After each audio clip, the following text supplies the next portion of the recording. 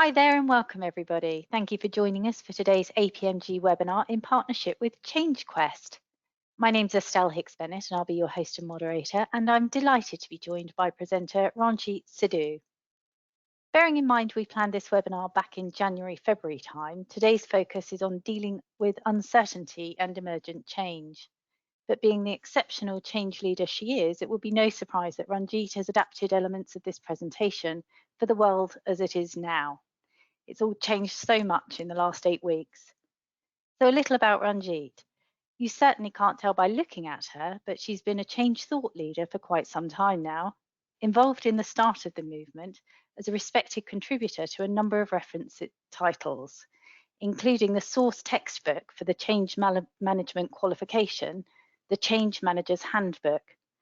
ChangeQuest was founded in 2006 to focus on change and project management, as well as developing people skills. Before she presents what I know is an amazing presentation, bear with me whilst I cover a little housekeeping. This webinar will be recorded and the recording and slides will be sent to you via email afterwards. Please do engage, chat, comment and ask questions throughout. This webinar is for you and you get the most out of it if your questions are answered. We welcome feedback, positive and constructive, as it helps us to ensure we're providing the right content for you. Ranjit has prepared a poll. Actually, it's two. Please take part so she can tailor her presentation to suit you best. Okay, that's the scene set. Over to you, Ranjit. Great to have you with us today. Welcome. Thanks very much, Estelle. It's great. Hello, everyone. So I'm very aware that actually you might be calling from lots of different places. Can you just put in the chat maybe where you're calling from, where you're located at the moment, so I just get an idea of the different destinations? Because I realise that for some of you it might actually be very late in the evening. For others it might be very, very early in the morning. Oh my goodness, they're coming from all over the place here, Ranjit. We've got Kenya, London, Wolverhampton in England, Greenland, UK, Wiltshire, Savannah, Georgia, Manchester, London, Netherlands, Leicester, East Sussex, Wiltshire, New Jersey, Wales, Melbourne, Australia, lots more from the UK, South Wales, Hampshire, Slovakia, South Africa, Canada, Fareham, all over the place. Still going, Boston and Nottingham. Fabulous. Well, thanks ever so much for taking the time to join us today. And I just really want to take a moment as well to acknowledge the fact that there are many people out there who are working crazy hours, doing essential work that, so that others can stay safe and have what they need. And that really is the priority right now. Anything else is secondary to that. And I realise that being able to do this webinar safely from my home is a privilege, and I'm grateful for the opportunity. So, as Estelle said, we first talked about this webinar at the end of February, which does feel like a really long time ago now.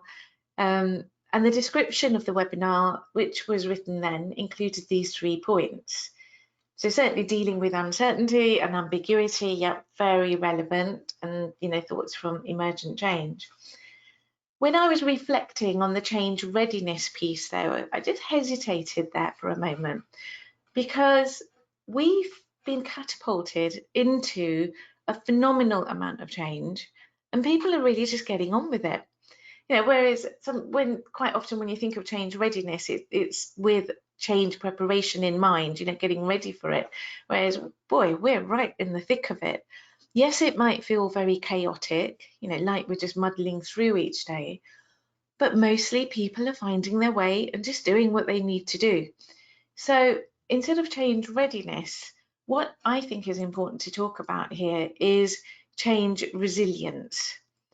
This is what's going to help us through the continued fast-paced change and high uncertainty. Because, as we know, this is not just a 1 week, 2 week thing. There's going to be continued uncertainty for quite a while, it seems. So this is a way to future-proof ourselves and our organisations. Now, I appreciate that we have a really diverse group of people on the webinar as well. You know, you might be from a project program management environment, change, PMO, operational roles, L&D, HR, OD. You may be really busy at work, you might be on furlough, you might be a contractor. So can you just put in the chat box what your main line of work is, you know, which area you work in?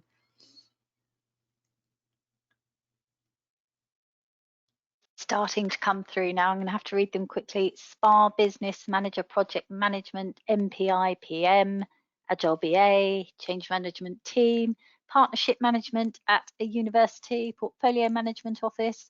I just can't read them quick enough, Ranjit. IT ops, there's hundreds coming through here. Trainer, contractor manager, nuclear change manager. Former change manager now. No, that one's gone. Civil service.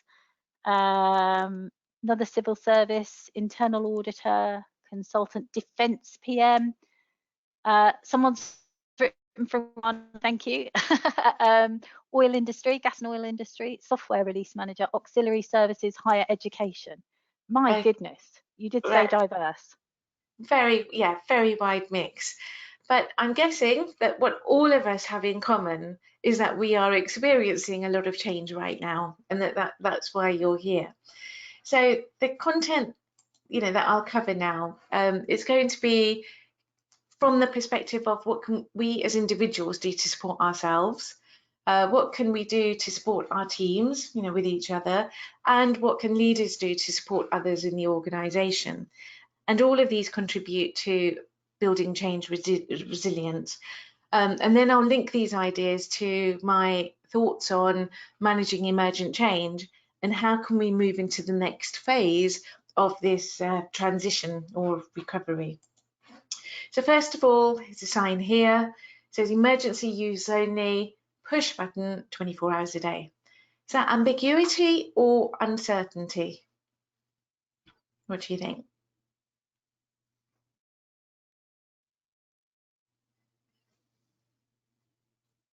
Any answers coming through, Estelle?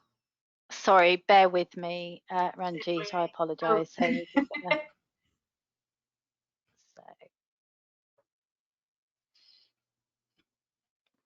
gonna... ambiguity, can't see the chat, and I think people have responded. Someone's saying ambiguity, ambiguity, everyone's saying ambiguity. Absolutely, yeah.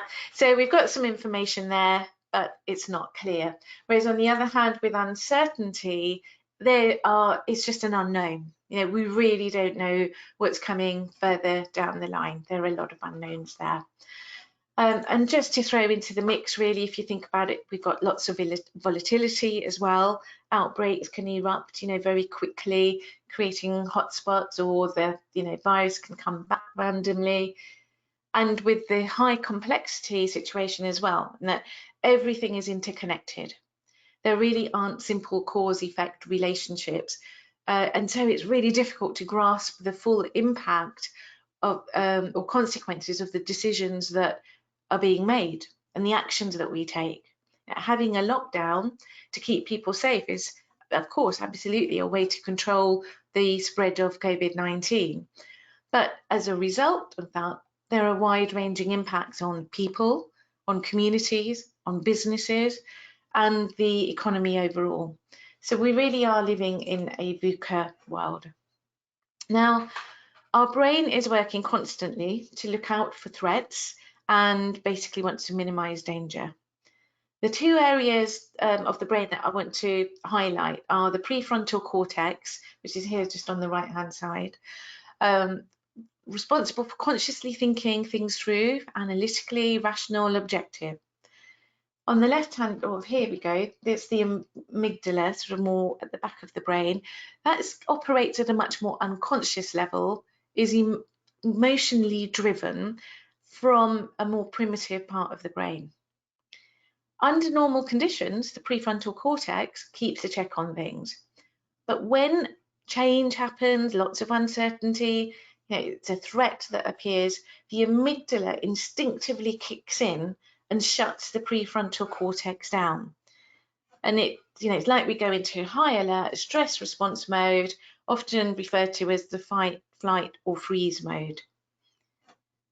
So you can see that when we're more on the left-hand side, in that sort of higher alert mode, there are, we notice things like, we're feeling anxious, we think less clearly, there's reduced memory. It actually weakens our immune system as well. Cortisol levels go up, stress levels go up, and this effect can happen very quickly, and it's strong and it lasts. On the other hand, on the right-hand side, when we actually move away from that and we're feeling calm again, the prefrontal cortex kicks in, we're feeling in a good, resourceful place, we're more focused, positive, motivated, willing to learn, creative, coming up with ideas. We have increased resilience, the dopamine levels up, the feel-good factor, but it can take certainly longer to get there on the right-hand side than it does on the left-hand side. So just want for you to take a moment. Now, if I was to put a scale on here, and there's level 1 on the right-hand side, which is about, being in that calmer, clearer thinking, creative space. Level 2 sort of falls in the middle, and level 3 is on the left-hand side, where, with everything that's going on, it can all feel a bit overwhelming. So Estelle is going to launch a poll, and it's just asking you what resonates with you. Are you at level 1, level 2, level 3? So those answers are coming in now. We'll give them a little bit of time. So which reflects where you feel where you feel you are currently on this scale? Ranjit, can I just suggest that you could just quickly go over which one is level 1, 2, and 3 as a reminder, because they can't see that on the screen. Level 1 on the right-hand side, calmer, clearer thinking, focused, in that sort of resourceful state. Level 2, sort of in the middle somewhere. Level 3, actually, there's a lot going on, think less clearly, feel anxious, worried about things. Yeah, just, Brilliant. Okay, I think we're there now. So we've got 19% at level 1, 68% at level 2, these keep changing very slightly, and 13% at level 3. So I'm going to close the poll now. Lovely. Thank you.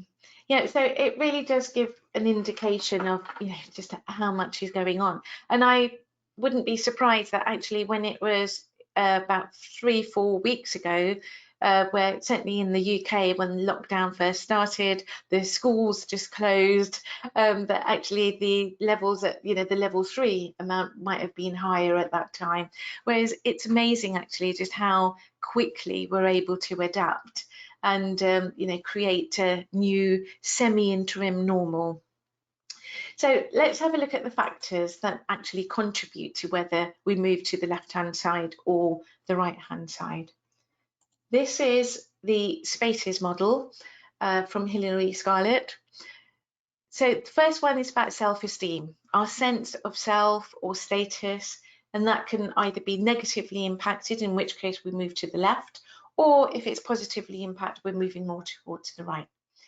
Purpose, as it says, is our sense of bigger purpose. Is what we're doing meaningful? Does it give us that sense of something bigger that we're contributing to? Autonomy is whether we feel we have control over the situation. A lot of the time, so much of what's happening, it can feel like that it's all out there and we have no control over anything. And certainty is a key factor. Now, remember earlier I said that ambiguity and uncertainty are different things. But as far as our brain is concerned, it responds in the same way because it craves that certainty. And when it doesn't get it, it shifts more to the left because it doesn't like it. And equity is important in that it's about having that sense of being treated fairly, or that fair processes are being followed and that it's transparent. And the social connection element is incredibly a very deep instinctive need within us. So, with a lot of the changes going on at the moment, many of these factors actually are impacted. And the reason that this is so important to keep in mind is that the level of change and uncertainty that we are having to deal with drags us to the left. But when we're talking about building change resilience, it's about finding ways to help us move to the right-hand side. And that's really what the following slides are about, strategies for how we can do that for ourselves and support others in our organisations to do that. Now, as it happens, we actually have multiple brains. We have brains in the heart area, in the gut area, and science seems to have finally caught up with what people have always been referring to. You know, you hear in language and the phrases that people use, things like, well, let your heart guide you, or follow your heart. What might be some phrases that reflect that there's more going on with the gut, you know, to do with the gut brain?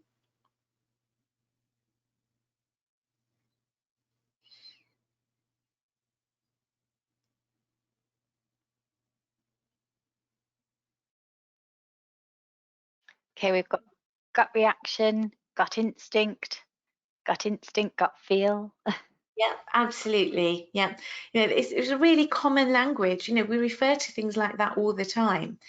And there is this equivalent of a superhighway connecting the brains together from the gut to the brain. This is the vagus nerve. And when the brain is feeling under threat, remember the amygdala kicks in, it can all go a bit haywire, where you feel overwhelmed and can't think straight. And a really simple technique to calm things down and get everything in alignment is to just pause and breathe. That's it. Yeah, this helps you feel more centered and grounded. And it's really simple, so there's no excuse not to do this. The science behind it, Dr. Dunn from the Brain Sciences Unit in Cambridge found that people who were more aware of their own heartbeat were able to make quicker and more accurate intuitive decisions and think more clearly. But it's the rhythmic breathing that's the most effective.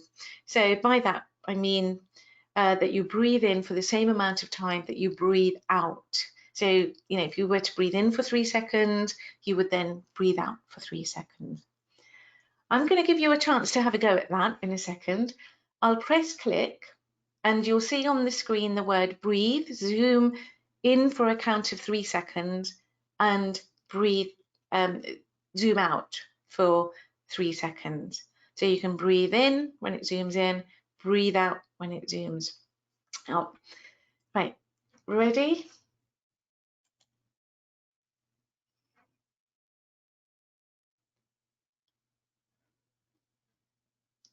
Okay, now I'll just do that one more time.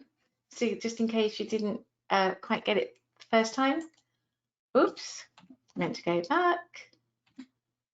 Here you go, ready?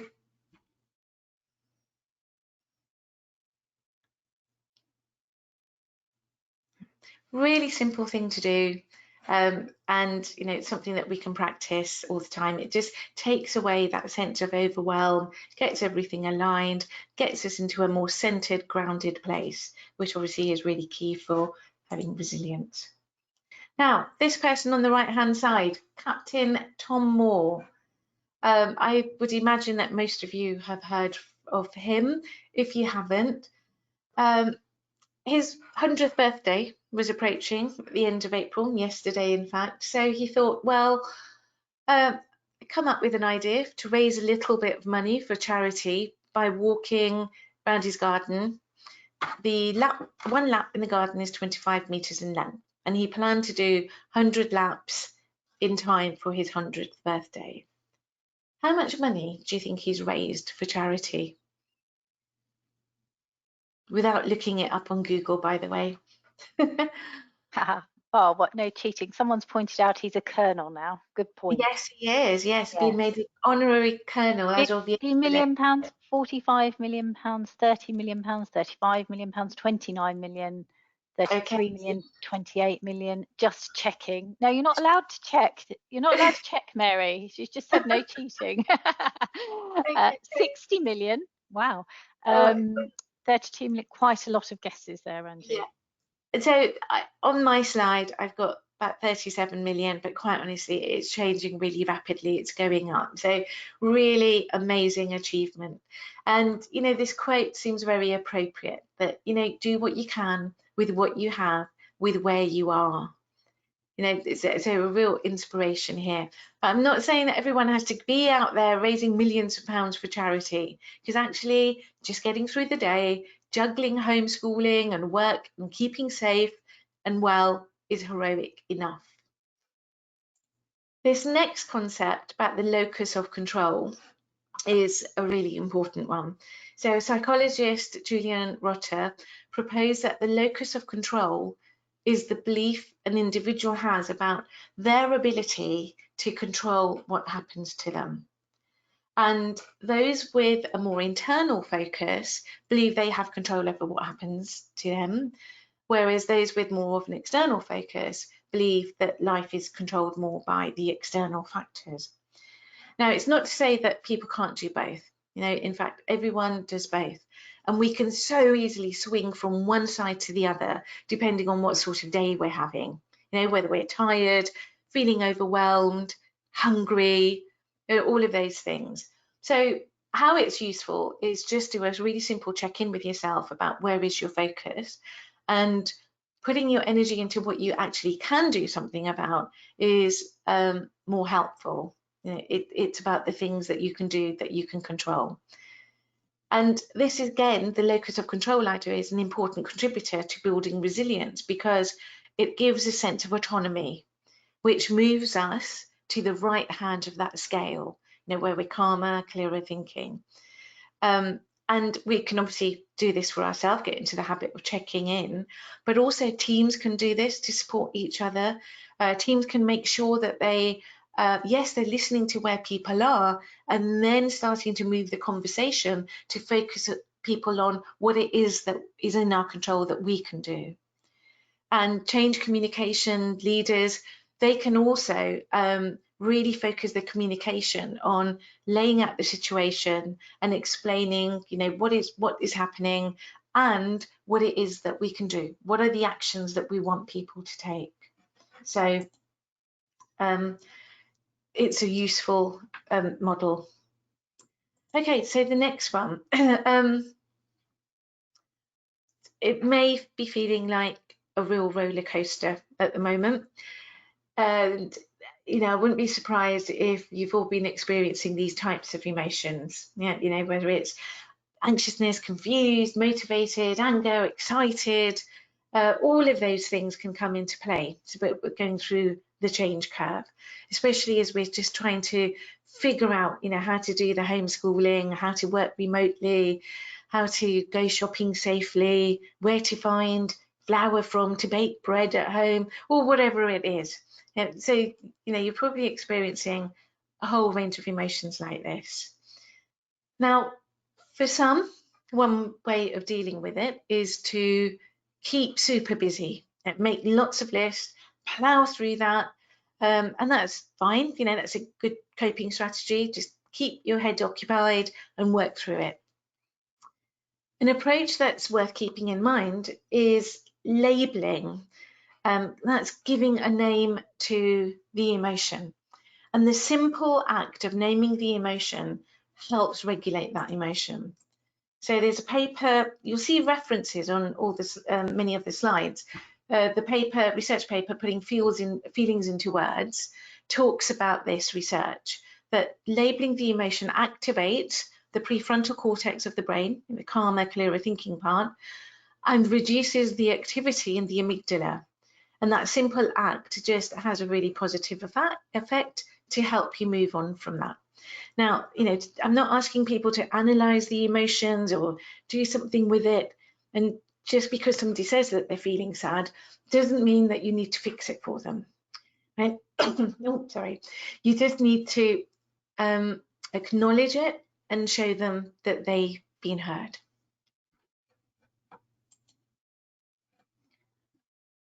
So learning can be really exhilarating, rewarding, but it can also be frustrating.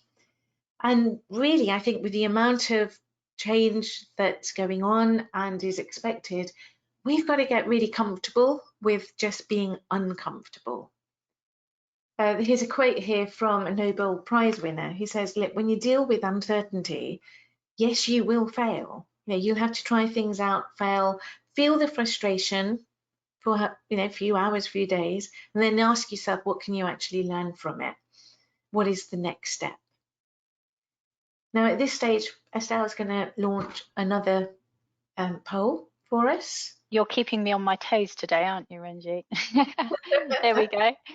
So in recent weeks, whilst learning something, I can't see my own poll slide here, but I think it's whilst learning something new. Yes, which of these, if any, describe what you experienced? So have you been excited, frustrated, exhausted, joyful, sense of achievement? You can answer more than one. And I did get a question saying, could we show all of the chat that's coming in? Unfortunately, we don't have that functionality on here, and I'm so sorry, because you would be seeing hundreds of messages, because you are all very fully engaged and it's fantastic. So thank you very much. And I'm really sorry as well. There's a couple of people who don't seem to be able to click the polls, so I apologise profusely about that. I'm not able to explain why, but there's obviously a lot of people that can. So those responses are coming in. I think you're nearly there now. So we've got 40% excited, 27% frustrated, 36% exhausted, 15% joy, and 64% sense of achievement. I'm going to agree with that. Back over to you, Ranjit. Lovely. Yeah, no, thank you. Yeah, I mean, and it's all of those things. And I mean, I can go through all of those emotions literally within about 15 minutes, when learning new things. And it really is, I think, just the new normal. Everybody's in this, and we've just got to get comfortable with that. Something that helps is not to still expect to be running at 100 miles an hour. When you're learning something new, it also, of course, it takes longer. It takes more energy. You need to think it through. Takes more time. The frustration can come from when you expect to still do things at 100 miles an hour, because that's what you're used to doing, but because it's a new thing that you're getting your head around, you can't. So be kind to yourself and have realistic expectations about the throughput around that. And the other point here is, so really, we've had so much to learn in terms of working from home. Here's an ironing board. We need to just dump the perfectionism and think about what's fit for purpose. What is it that we need that works? And all of this is a learning process, iteratively. Do a little bit, test it. What can we learn from it? Adapt, make changes. And this is really the cycle that we need to go through. And we are never too old to learn something, right? Brain science again shows neuroplasticity, where our brains are capable of making new connections and learning new things. It doesn't matter how old we are. Priscilla here is 94 years old. She went back to elementary school. And I mean, she's a great example of somebody role modeling, because she got fed up with telling her great-grandchildren and grandchildren how important it was to go to schooling, and they wouldn't take any notice of her. So she got fed up and she went, right, I'm going to go back to school and show them by example. And it's yet to be confirmed in the Guinness Book of Records, but she's very likely to be the oldest person in elementary school. So continually keep learning. Now, this actually connects very well with the locus of control, which ties in with the idea of growth mindset, because it's when we feel that it is within our control that we can learn something and grow, that then obviously sort of gives you more motivation, rather than thinking about, well, actually it's outside of me and it's somebody else's responsibility. Okay, So in terms of connecting with others, so I've been talking about things that we can do individually in order to build resilience and supporting others. So a few points here about connecting and engaging with others, which is really key. So establishing appropriate communication channels that allow both formal and informal communication, especially in this virtual world. I'm sure all of you have learnt much more about virtual communication and the different channels that are available. So whether it's something like WhatsApp or chat, for the informal, easy interactions, or the more formal, planned, team meetings, both sets are really important for us. The informal interactions help establish trust, and the more formal interactions are about setting direction, priorities, tracking progress. But we need both. And make sure that everybody has access to those channels, that they don't feel left out. That's part of the equity, people having that sense of that they're being treated fairly. And establish routines around that. Everything has been really unsettling. A lot of the daily rituals, routines that people have that help ground them have disappeared. And very quickly, we're having to establish new types of routine that can help anchor us. So, and this is something that teams can do together. Obama was famous for just wearing dark suits and having a routine around it. And he said it was absolutely intentional because having to think and make more decisions around it just takes up brain energy. Whereas actually having a regular routine, it was one less thing that he didn't have to worry about. He could conserve his energy for the more important decision making. So we want to establish some regular patterns, cadence, frequency that works well for the team in this new environment. Establish time for social interaction as well. I'm sure you've already experienced that. We are missing out on opportunities where we might have those casual conversations around the water cooler. So really take the time and make extra time in the virtual meetings to just see how people are getting on. The more personal chats as well. And I've noticed that, some teams are organising social quizzes, or social lunch together. Again, that all helps with building the social connection. And I think at this time, it becomes even more important that we check assumptions and understanding. One, because of the virtual environment, but two, if we think about the amount when we're on the left-hand side of that scale, when our heads are really cluttered with so many different things, to get our heads around, there's a lot of noise going on and we're filtering information. So really just check the assumptions that people are making and get feedback loops in place as well to check understanding. So that, put a bit more time into that. Really also emphasize talking about what is going to stay the same. I think we are aware of just the scale of the amount of change that is going on, and to give that sense of certainty, actually we can also focus people's minds on what is staying the same. As a team, our values, the way that we work together, our purpose, what we're here for. All of those things can still help ground people and give a certain amount of certainty, even though there are so many unknowns. And the other thing is around, more sort of task and process, is set really clear, very short-term goals and objectives. They might only be over a day or two, and make priorities very clear. Again, at this time, with so many different things to think about and new stuff to get your head around, minimize the key aspects that you're working on or the priorities. there's a concept of limiting the work in progress in Kanban and Lean. So I would really apply that at the moment. Don't try and be doing lots of different things from a work perspective. Identify one or two key priorities and get the team focused and motivated around that.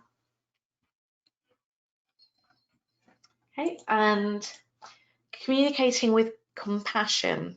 So this applies whether it's in teams or with leaders. Really consider the tone of language and metaphors that's being used, because that absolutely frames or puts a lens around everything that people will see and respond to, and it affects their emotions as well. So, you know, you might have a really scientific lens about the way that we are framing and positioning the COVID-19 that's going on. Or it might be an economic lens. I mean, obviously you can change the lenses, but you know, people are going to see it differently depending on the lens that is being positioned. Or it might be, you know, this is a serious battle. You know, we're at war and we've got to defeat this.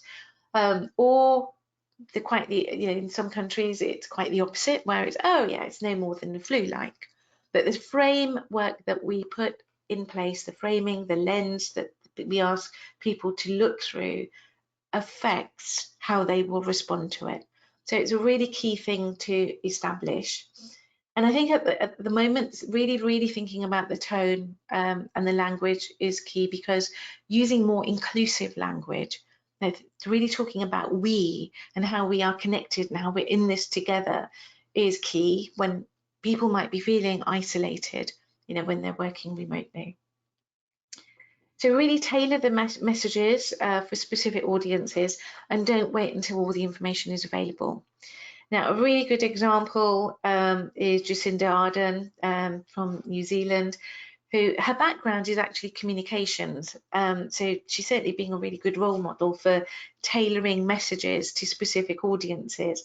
She does her formal briefings, but she does informal live chat through Facebook. She's tailored messages for the younger members, children, you know, talking about Easter Bunny, who might be a bit busy this year. And really be transparent in what you do know, what you don't know, and what you're doing to plug that gap. So be consistent with that communication, because it helps set the expectations. Now, doctors, when they're, you know, being trained to give bad news, they're taught to communicate in a way that really balances empathy, being transparent, but with setting realistic expectations as well. People don't need to be told that everything's going to be hunky-dory, you know, or to be told to look through rose-tinted glasses. What they would rather have is the real information, the truth, even if it's bad news, because that at least sets it the right expectations and they know what to expect, and it gives them a certain amount of certainty. And the empathy bit is about really stepping into their shoes, you know, showing them that you understand things from their perspective. So, I mean, there's a lot more that I could really talk about here. Now, you'll notice along the slides, I'm putting the references there. I'm halfway through at the moment of a master's program, and the tutors have really instilled in us the discipline of referencing everything and really checking that things are backed up by research. So I try to do that with everything here. Another concept that I think is really important at the moment is around this. It's work from Carl Rogers, Humanistic Psychology, and it's about creating the right environment. Now, if I was to put this into really simple words, how do I think about it? It's that feeling that you get when you know the other person's got your back. It's that sense of safety, complete safety, because you know they've got your back. And this is really about creating that type of environment, because we're in a situation where no one person is going to know the answer. They can't give us that direction. So a leader's job is not to be the visionary and give the answers and the direction, because actually we're all figuring it out ourselves. It's to create the right environment to facilitate the right things to happen. And in that right environment, it's about creating the trust, really being genuine, walking your talk, giving unconditional positive regard. Because regardless of where you are, you might be thinking that, need to be running at 100 miles an hour, doing this, whereas actually what another person needs to do is press the pause button, just breathe and actually do nothing, just to catch themselves and refocus. So it's about unconditional positive regard and having empathy. Now, a few more points. So the purpose was one of the factors as well, aligning actions with a really clear purpose. Because again, this gives something more meaningful for people to think about. It's very motivating. And an interesting piece of research from a professor of psychology at Wharton University. He took the fundraising team from a university, divided them into two. One group met a beneficiary of their fundraising just for 5 minutes. The other group didn't. The group who actually met the beneficiary increased the funding that they raised by 170%. And very quickly as well. So it can be really powerful focusing on the purpose, but also the values, because this is what gives us the guidance. When we won't have a clear vision, we don't exactly know all the detail of exactly where we're heading. What this gives us is that general direction of travel, and it gives us some guiding principles. And I mean, I've just pulled out these two companies really at the moment where they have really strong values in place anyway. So for example, with Co-op, there's a lot about social responsibility and caring for others. And they were very quick to be providing meals and deliveries for the health sector. Pearson and another company who provide learning resources and learning platform for institutions and schools. And one of their sort of main mission is about helping people make progress through learning. And they very quickly made the decision to make their platform and a lot of their resources available free, and to give the support for institutions to get up and running with that. So they very, very clear values, very clear purpose, act like a guiding light, especially when you have in a time of crisis. It helps make those decisions. Now, this comes from the wisdom of crowds, and it's really around setting clear boundaries and guidelines about what is acceptable and what is not, just like we did with the really clear purpose and values. And then really you've got to get out of the way. You've got to let people, empower people to do their thing. So just have a look at this. This is traffic in Vietnam. And it's amazing how actually groups of people can form networks of trust without any real central system controlling them or directly enforcing that. They've got certain rules that they follow. Now, I remember when we visited Hanoi, this is before social distancing, obviously, we were told, the guidance that we were given is, when you cross the road, just put your foot on the road, keep walking, look straight ahead, and do not hesitate, which is actually really quite nerve-wracking when you first do it. But that's what you do. And the rest, the rest of the traffic just goes around you. Actually, I'll switch this screen just in case it gets a bit too busy watching that. So there's this innate wisdom, the collective sort of intelligence that groups have, which is talked about in the wisdom of crowds. And what we need to do is really just set the boundaries and the right conditions. And I really believe then that people instinctively will get on with it. And the last example I want to use here is this one from, sorry, about setting clear boundaries. Now, this is actually from a friend, Erica, who is based in Italy, and they were in lockdown much sooner than people were in the UK. And she's got 2 children, 2 young children. So this on the right-hand side is the Kanban board, or kids planner. And there were very simple rules that she set. She said at least 1 blue card in the morning, which is like a writing exercise, and always outdoor time in the afternoon. That's it.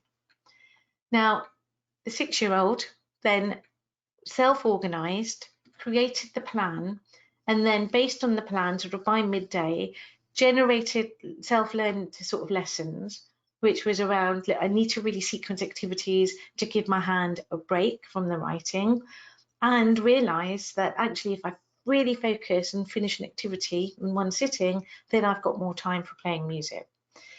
And that, according to those lessons, the planner was then adjusted in the afternoon. So that's the sort of iterative cycle that they went through.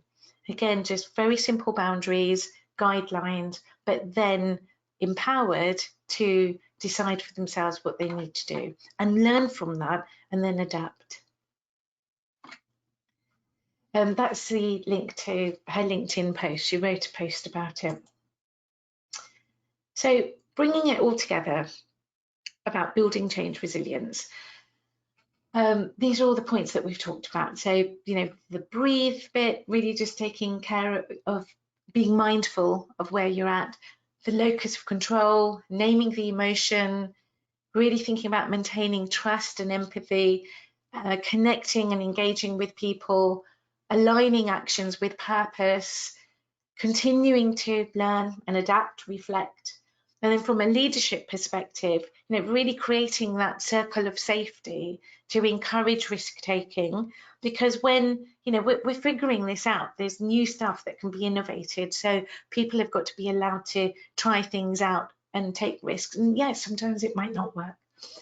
And encourage connection and time for exploring ideas together. Communicate with compassion, as we said, about clarifying what's acceptable and what's not acceptable, and really then monitoring the changing environment. You know, we can't make big decisions for further down the line. So we've got to keep monitoring and adjusting our approach as we go. So we need good reporting mechanisms in place, and we need agreed priorities that everybody understands. Now, there's an added element here on the left-hand side, which is to do with emergent change. And that comes from a paper about tapping the power of emergent change.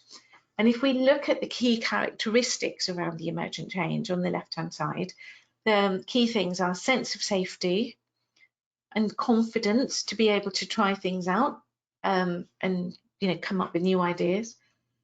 Connection and diversity, so diversity of thought, connecting with people in order to think together, having loosened controls, which is absolutely happened, you know, in organisations. We see that now, where around flexible working, because parents are having to schedule time, you know, to share homeschooling and so forth. So loosened controls, and people are empowered to get on with it. And there's that feeling of being on the edge of chaos. Now, with all of this, there's, through the uncertainty and with the emergent change, there is that feeling of edge of chaos, which is why, you know, I was talking about being comfortable with being uncomfortable and realizing that, yes, we've got this to work now, but actually, you know, a few weeks down the line, we're going to have to be learning new things and adjusting again.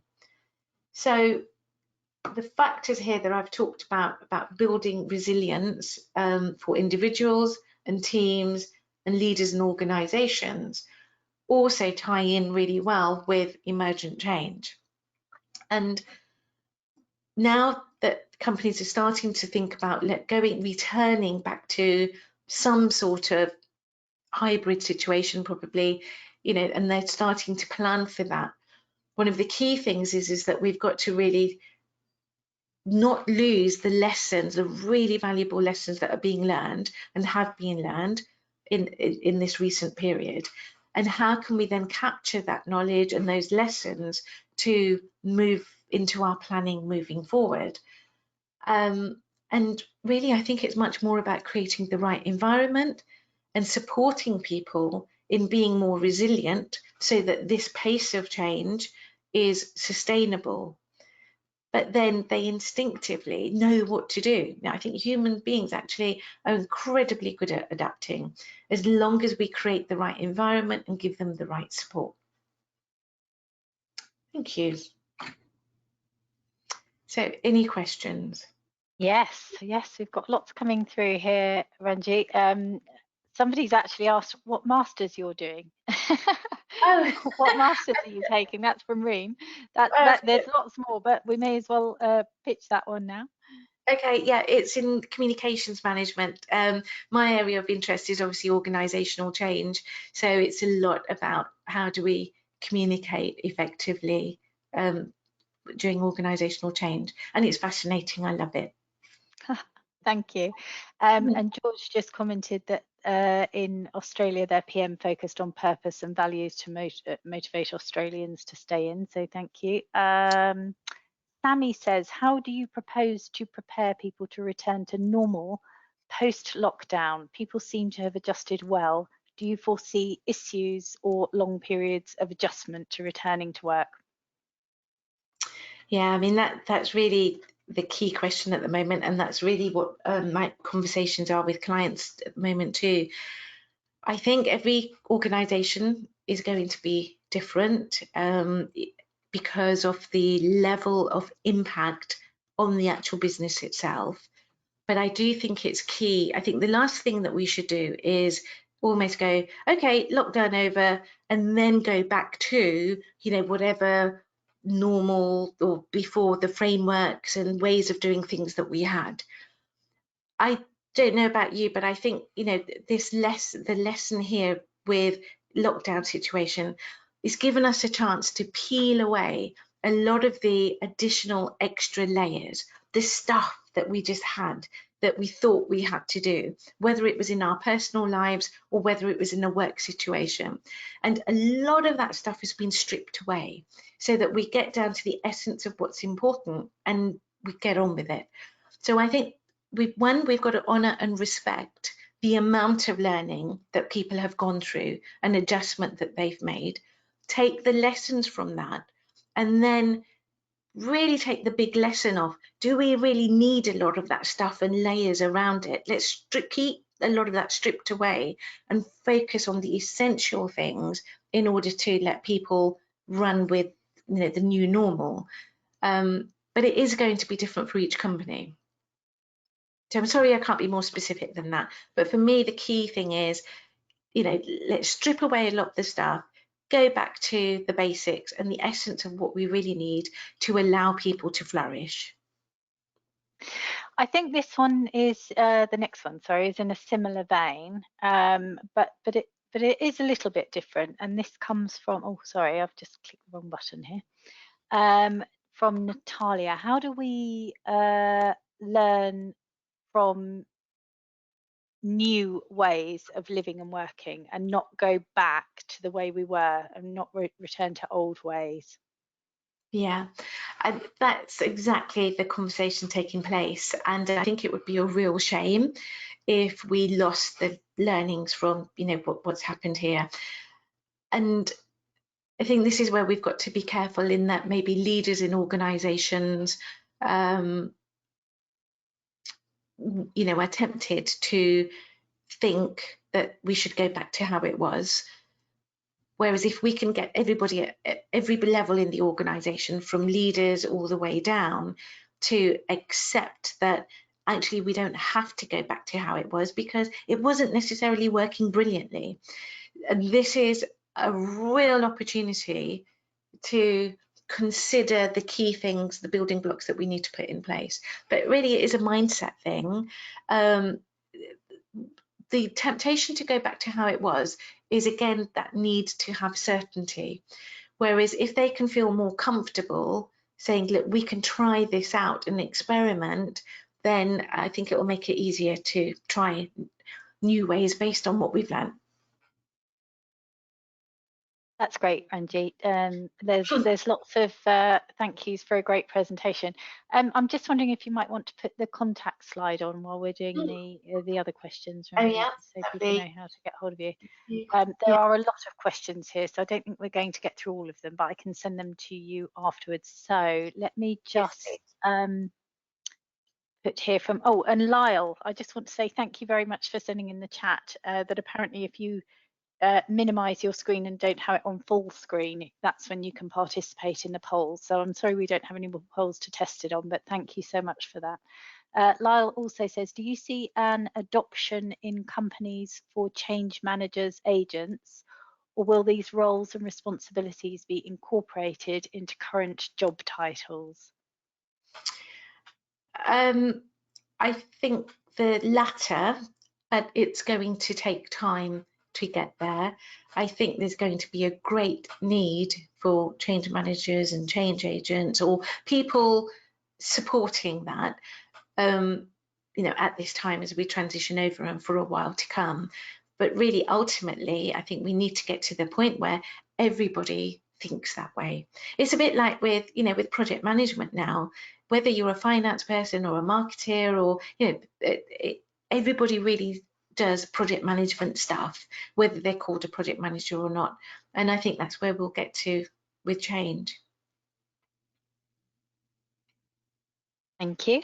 Okay, and I think if we do one more now, and then I'll share the other questions with you, Ranjit, for you to be able to share. And just to confirm to everybody that we will be sharing the slides and recording after this webinar Monday at the latest, and Ranjit's email is on there. So I'm sure you can flood her email with all your questions as well. I'm more than happy with that, and I will look at the questions afterwards. And there's lots of resources on our website as well, in the resources section. So on psychological safety, more on communication, more on change models. So there's a lot there that you can look at too. Great. So the final question before we close is from Stephen saying, how do you persuade C-level to understand details of change challenges and impediments? Big question.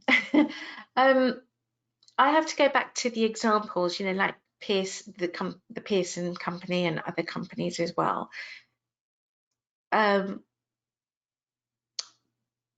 don't think it's been a case of any one person trying to persuade the C-level to respond so quickly, adapt their strategy, you know, in a time like this.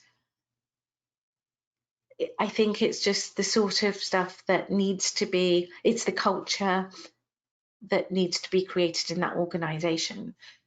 So I don't think it's so much about persuading, but it's about working with them for them to understand that organisations who are able to do that are the ones who are going to thrive in the future. Okay, well, I think we're ending on a high there. So thank you very much for that. Thank you so much, Ranjit. That was an amazing, absolutely packed with information. But my mind is blown, and I can't believe we got neuroscience, how to run change in an organisation, and also breathing exercises thrown in. I don't think anyone's covered quite so much, and some great key takeaways there. Thank you very much indeed. So obviously Change Quest does deliver change management, facilitation and agile PM qualifications as well with APMG. So please do look up the details there. And as I say, we'll share all these details. So I'll throw back to you to close, Ranjit, but thank you so much. What a very, very valuable webinar that was, and lots of agreement in the chat here. Oh, thank you. And thanks everyone for interacting. It really makes a big difference. Okay, bye.